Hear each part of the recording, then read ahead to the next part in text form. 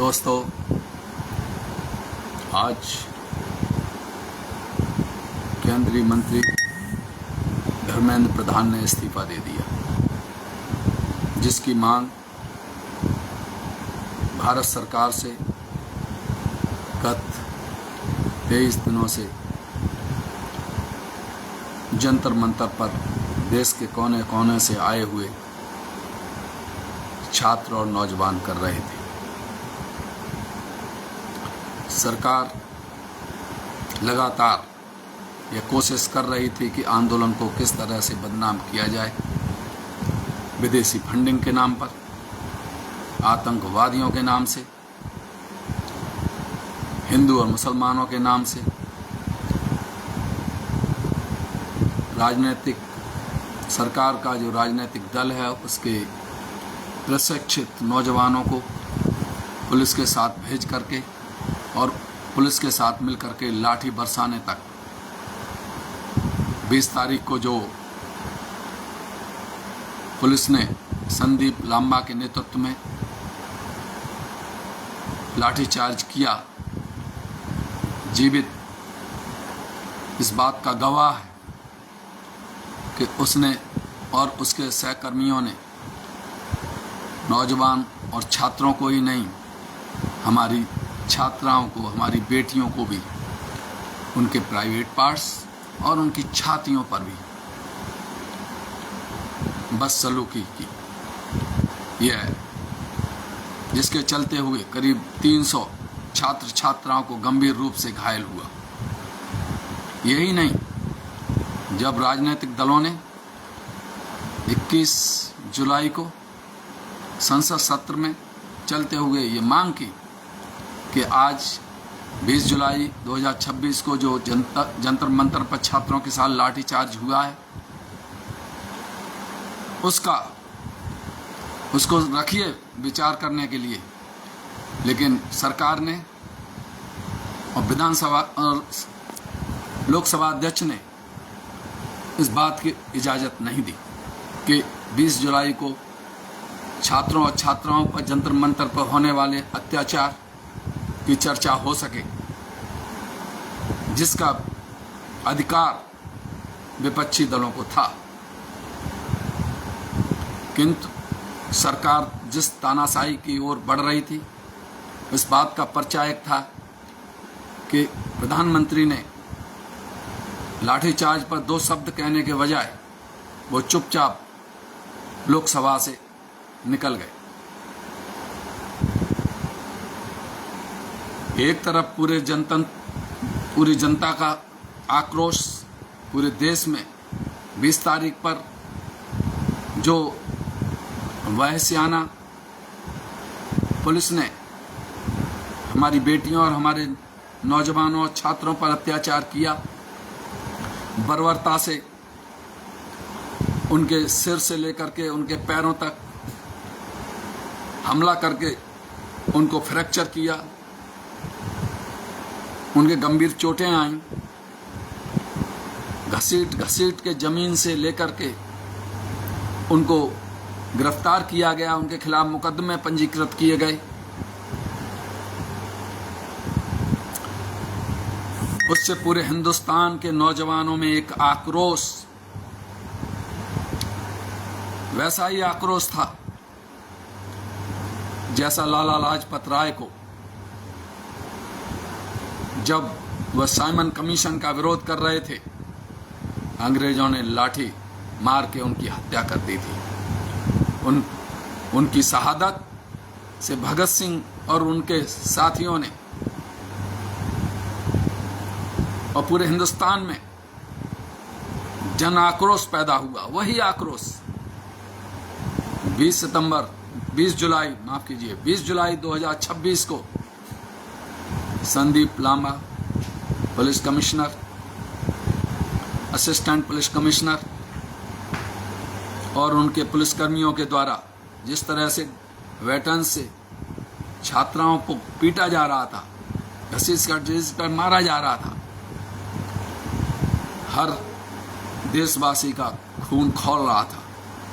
ये बात अलग थी, लोग जंतर मंतर पर नहीं पहुंच सकते थे, क्योंकि सरकार ने मेट्रो को बंद कर दिया था, आने जाने में ब्लॉक कर दिया था, और जहां भी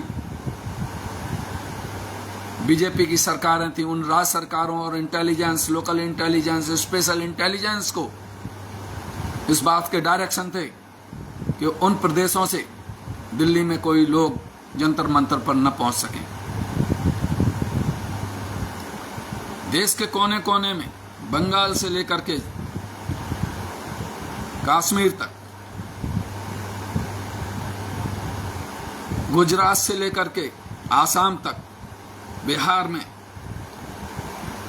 प्रदेश के मुख्यालयों में, देश के जनपदों में छात्रों का आंदोलन और उनका गुस्सा फूट पड़ा।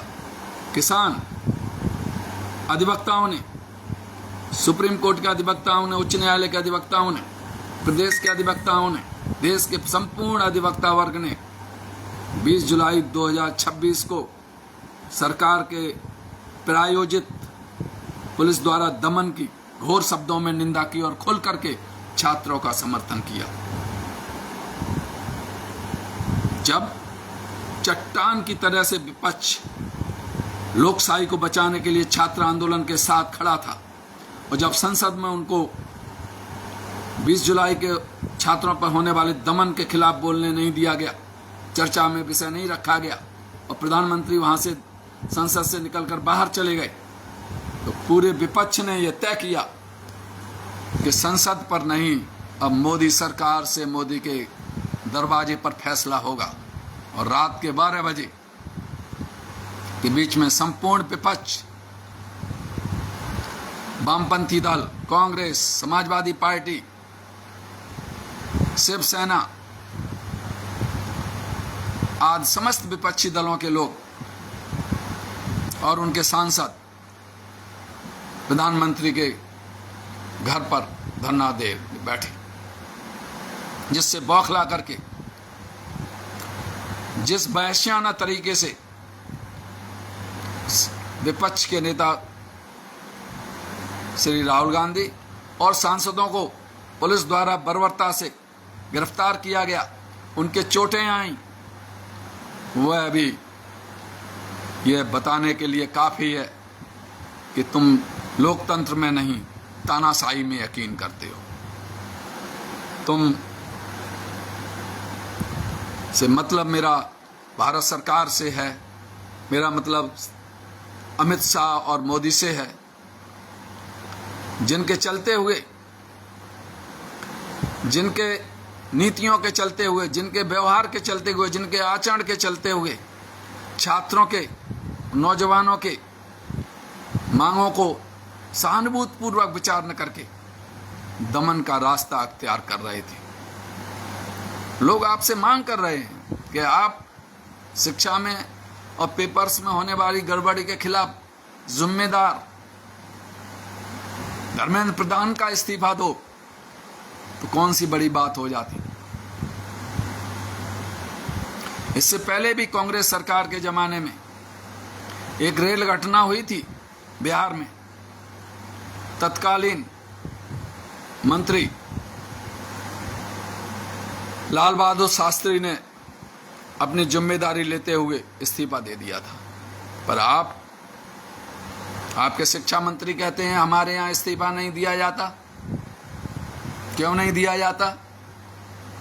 जो सरकार को चुनने वाले लोग जिस विश्वास और आस्था के साथ आपको चुन करके उन उद्देश्यों और लक्ष्यों के लिए,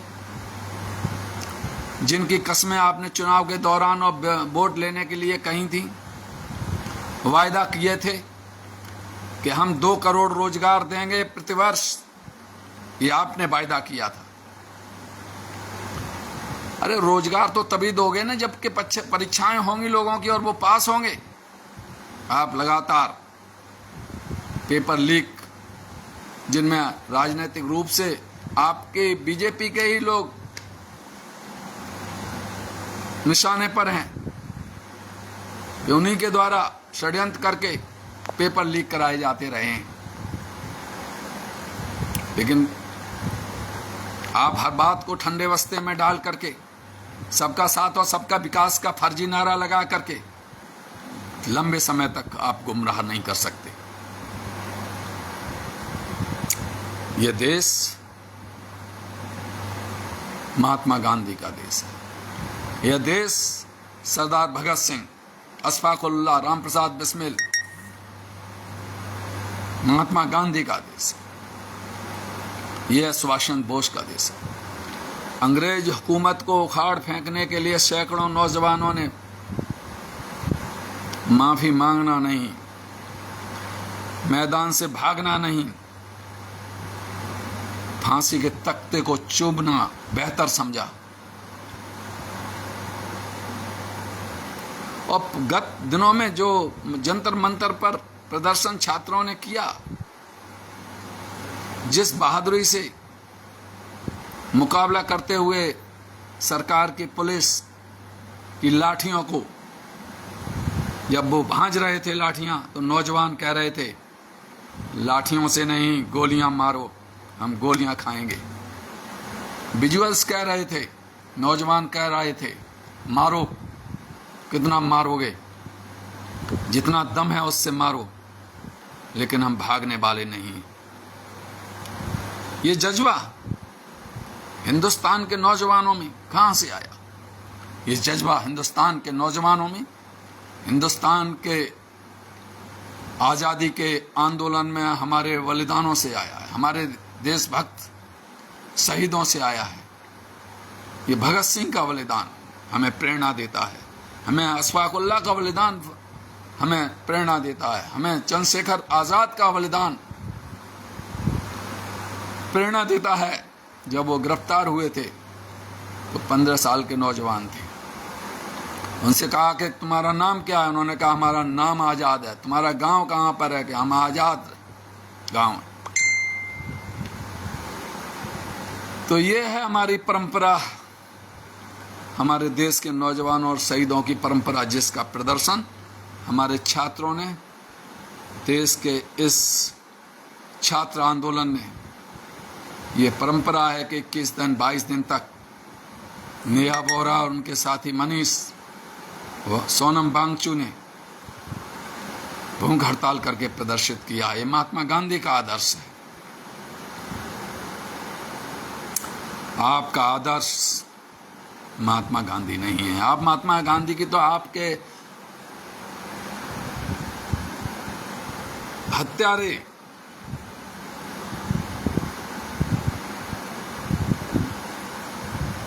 हत्या में लिप्त अभियुक्तों का इतिहास है, जिसके चलते आरएसएस को वेन किया था सरदार पटेल ने। सरदार पटेल उस समय, जिस समय महात्मा गांधी की हत्या हुई थी, वो होम मिनिस्टर थे। आप किस लोकतंत्र की बात करते हैं?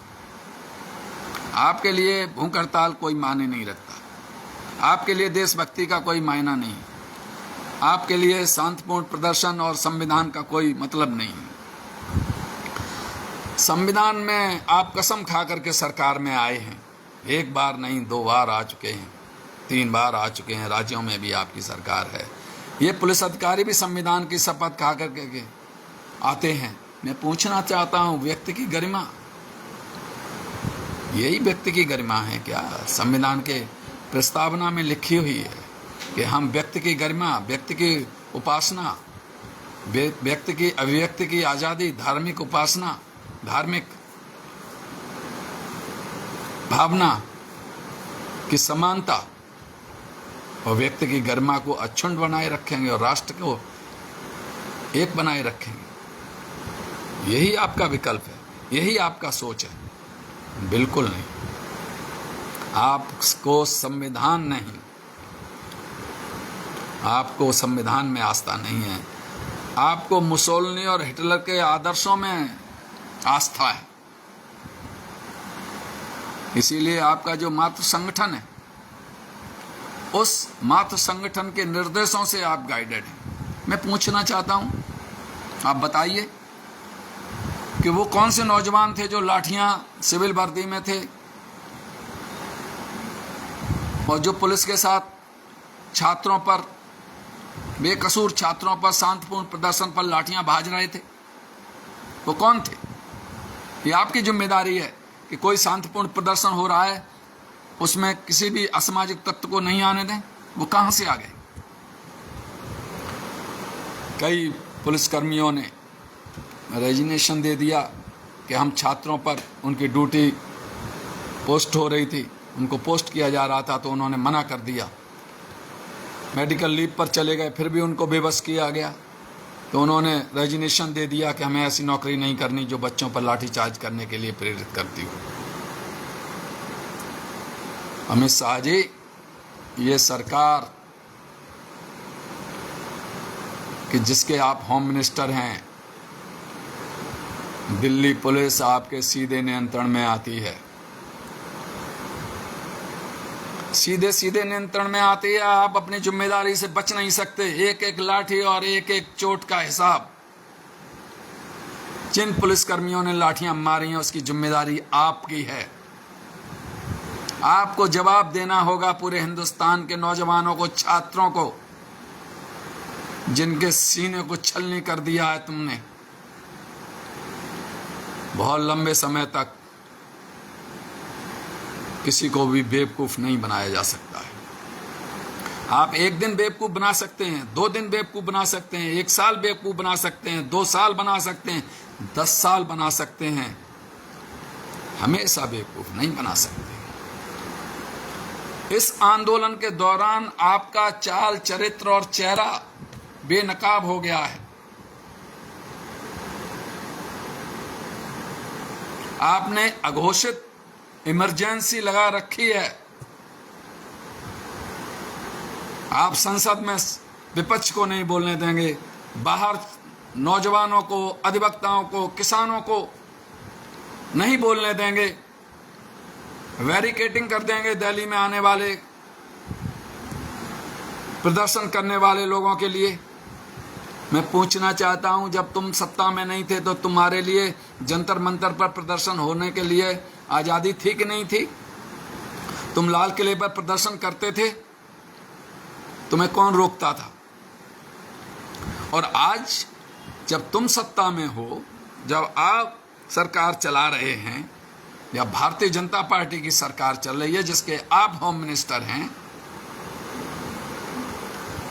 तो फिर संविधान में संविधान के प्रस्तावना में व्यक्त के हम हर व्यक्ति को, हर समुदाय को सामाजिक, नागरिक, सामाजिक, आर्थिक और न्याय प्रदान करेंगे। वो यही न्याय है आपका, यही समानता, यही समता, यही आपका जो आपने जंतर मंतर पर और अन्य प्रदेशों में होने वाले प्रदर्शनों के साथ बदसलूकी की है आपकी पुलिस ने, यही है। बेगूसराय में आपने प्रदर्शन करने वाले छात्रों पर गोलियां चलवाई हैं। आप होम मिनिस्टर पूरे हिंदुस्तान के हैं, जहां भी आंदोलन के साथ पुलिस ने गोलियां चलाई हैं और जहां भी लोगों को गंभीर चोटें आई हैं, उसकी जिम्मेदारी आपकी है। आपने तो अंग्रेजों को भी पीछे छोड़ दिया। अंग्रेजों ने के खिलाफ जब राष्ट्रीय आंदोलन, आजादी का राष्ट्रीय आंदोलन चल रहा था, तब अंग्रेजों ने भी कांग्रेस और दूसरे नेताओं को गोलमेज कॉन्फ्रेंस में इंग्लैंड बुला करके चर्चा की थी। आप क्या कर रहे थे 20 दिनों से? आप सोच रहे थे कि इस आंदोलन को हम बदनाम करेंगे। पहले कहेंगे ये विदेशों से फंडिंग आ रही है, फिर कहेंगे इसमें मुसलमान आ गए हैं, मुसलमान खाना खिला रहे हैं, फिर कहेंगे लंगर से आ रही है, लंगर वाले हमको, पंजाबी लोग, पंजाब के सिख भड़का रहे हैं। सारे दम लगाने के बाद आप ये समझ गए कि लोगों में वही जज्बा है जो जज्बा मादरे वतन की आज़ादी के लिए लड़ते हुए फांसी के तख्ते को चूमने के लिए राम प्रसाद बिस्मिल में था कि शहीदों की मज़ारों पर लगेंगे हर बरस मेले, वतन पे मरने वालों का यही बाकी निशान होगा। यही राम प्रसाद बिस्मिल के कि देखना है जोर कितना बाजुए कातिल में है, सरफरोशी की तमन्ना अब हमारे दिल में है। जब नौजवानों को आपकी पुलिस लाठियां भांज रही थी, ये विजुअल्स बताते हैं कि हमारे बच्चों ने सीना तान करके पुलिस की लाठियों को अपने सीने पर लिया, एक भी लाठी उन्होंने अपनी पीठ पर नहीं ली। ये जज्बा उनका भगत सिंह के बलिदानों का जज्बा था, ये राम प्रसाद बिस्मिल और अशफाकुल्लाह के बलिदानों का जज्बा था, यशवंत बोस के बलिदानों का जज्बा था, जो आज देश की आज़ादी के उपरांत भी उनको प्रेरित कर रहा था जुल्म और अत्याचार के खिलाफ भारत सरकार की पुलिस के दमन के मुकाबला करने के लिए। आज हम आज़ादी के साथ पूरा हिंदुस्तान के छात्र, नौजवान, विद्यार्थी, कर्मचारी, किसान गर्व के साथ कह सकते हैं कि अब किसी माई के लाल में दम नहीं है कि हिंदुस्तान में तानाशाही थोप सके। जो तानाशाही की ओर नक्शे कदम पर चलेगा, जो हिटलर के नक्शे कदम पर चलेगा, समझ लीजिए जो हिटलर की चाल चलेगा वो हिटलर की मौत मरेगा।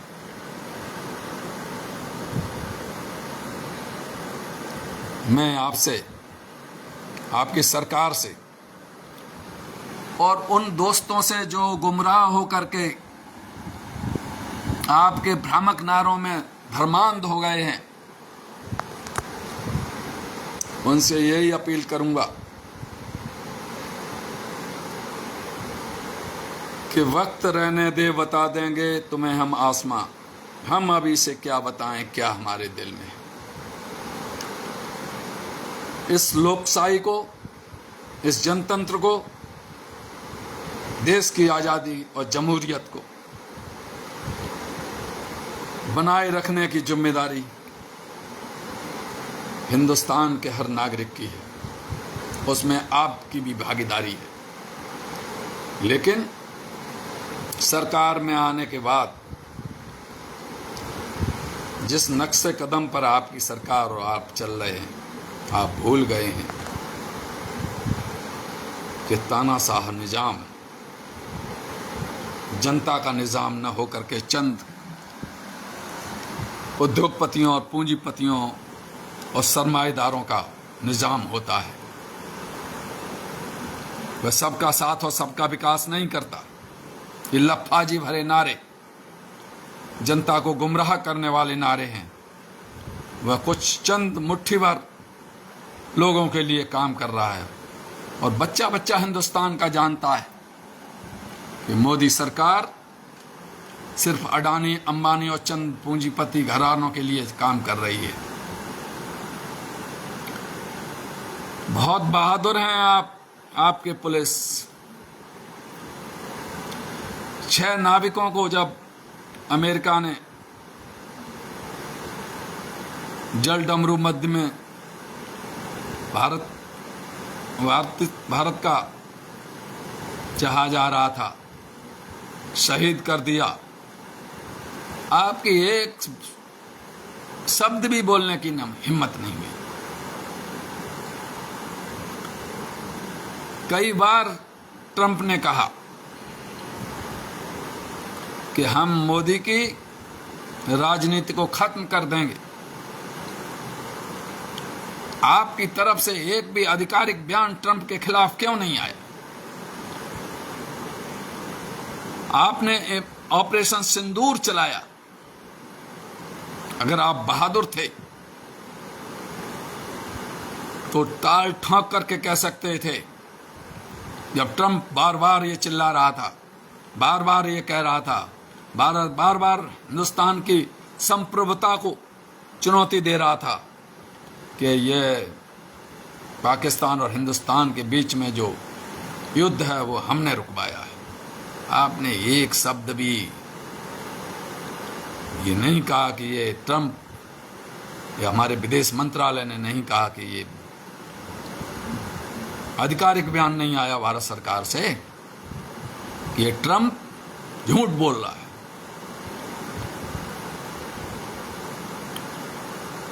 तो बहादुरी निरीह बच्चों पर,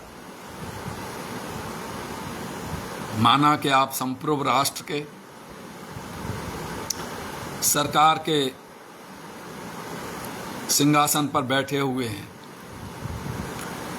लेकिन आपका कामकाज, आपकी नीतियां, आपका आचरण संविधान तय करेगा। संविधान से इधर उधर आप न हिल सकते हैं न चल सकते हैं, और संविधान का से इधर उधर चलने का मतलब है, संविधान का अतिक्रमण करने का मतलब है कि आप तानाशाही निजाम को थोप देना चाहते हैं।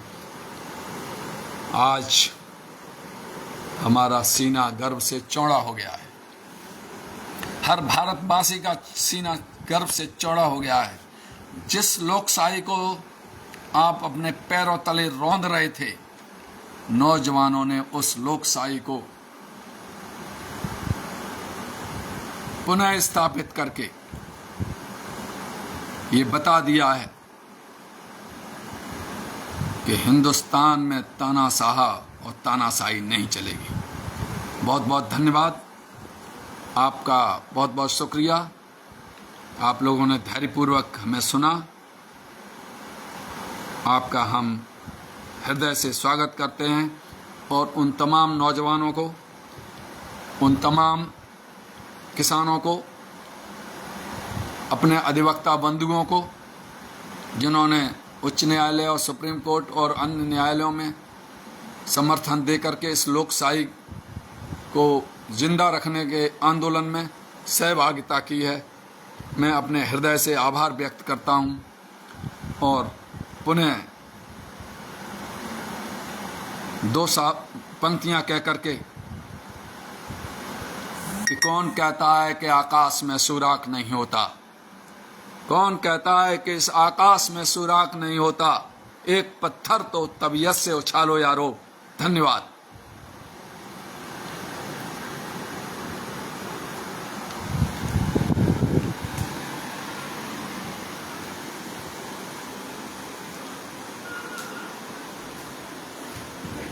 लाइव बेटा किया है, अभी यहाँ पर फिनिश करना है।